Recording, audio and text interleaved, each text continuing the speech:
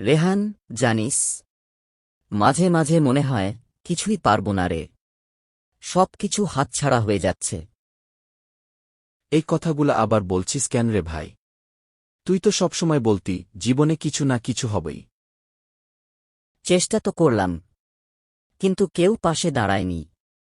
ঘরে টাকা নাই, পড়াশোনা এগোয় না, সবাই ভাবে আমি শুধু স্বপ্ন দেখি।